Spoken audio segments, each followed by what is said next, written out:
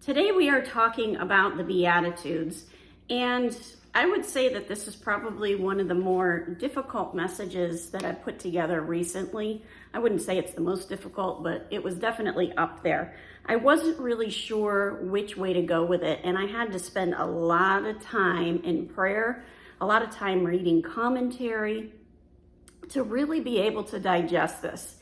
And I don't know about you, but in the past, when I've read through this, I've kind of been like, just took it at face value of, okay, I didn't really think about it very deeply. And I kind of skimmed over it.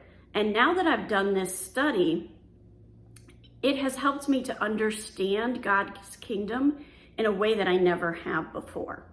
So as we look at this, every time we see the word blessed, that word in Greek is makarios. I'm probably mispronouncing that, but I always give you that little. And what it means is to be supremely blessed, to be fortunate, or to be well off.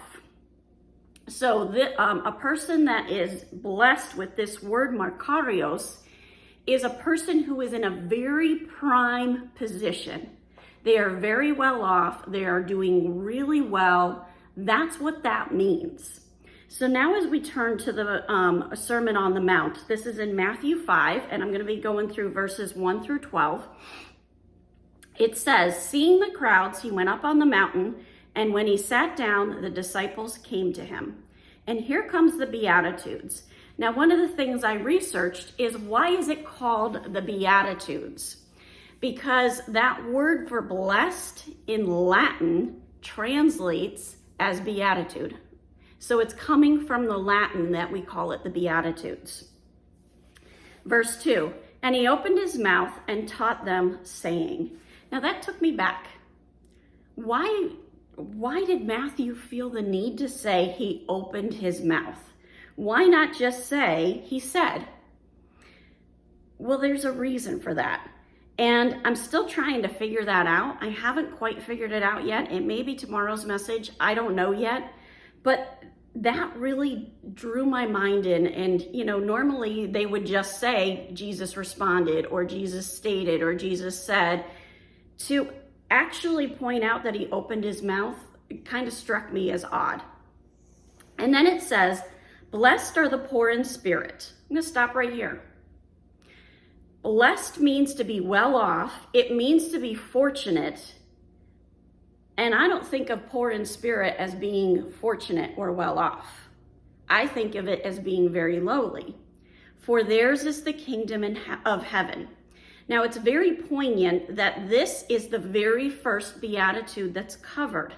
It brings out the purpose of the kingdom of heaven.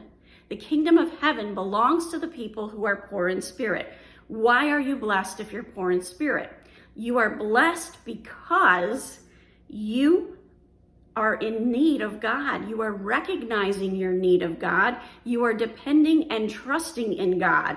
That's how you became fortunate and well off, because you recognized your need for God. If you don't recognize your need for God, why are you even going to enter into that relationship with Christ?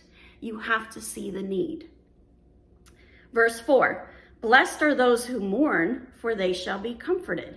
Again, how can I be well off and fortunate if I'm mourning somebody who has passed away? Well, because God's going to draw closer to me and comfort me. God's presence is going to be more powerful in that time of need. Once again, it's about needing God. Blessed are the meek, for they shall inherit the earth. Now, this doesn't mean don't fight against the spiritual forces and don't fight against Satan and the demons. That's not what it means. But it means to be meek with other people. You don't have to be a doormat, but it means to take that peaceful approach in those conflicts, in those situations, and recognize that that you are fortunate, you are well off, you are elevated because you took that peaceful side. And because of that, we're going to inherit the earth. Right now, the earth is full of evil, but at the end times, Christ is going to come back and set up his kingdom and reboot everything, so to speak, the way it should have been. Verse 6, Blessed are those who hunger and thirst for righteousness, for they shall be satisfied. So if I'm hungry and thirsty for righteousness, that means I feel like I've got a need for that righteousness. I feel like I need more of that righteousness. I'm striving to get that righteousness, and there's only one place I can get it. That's in my relationship with Christ. Now, we're already at over 5 minutes, so I'm going to cut this right here, and we're going to go through the rest of this tomorrow.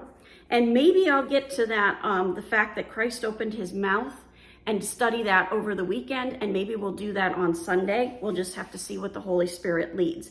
But the point of today's message so far is that all of these are pointing to your need for Jesus Christ and your need for his presence in your life. And he's right there available for you. All you have to do is reach out. Have a wonderful day. God bless, and keep walking the walk.